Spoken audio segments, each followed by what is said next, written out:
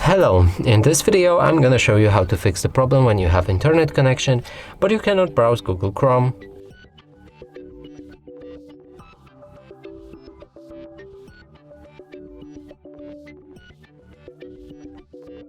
Or open any app on Google Play Store.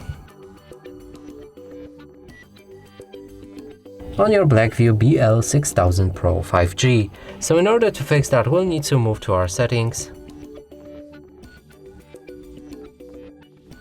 From here, go for the system, date and time, and here click on use network provided time and enable one of them, the options right here that you can actually access.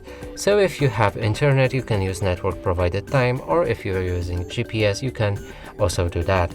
So let's go for use network provided time, go back to Google Chrome and reload the page.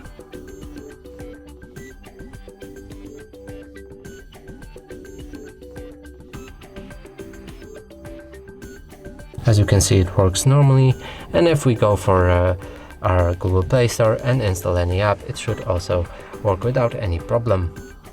And that's it for this video. Hope you liked it. Please consider subscribing to our channel, leave a like and a comment below.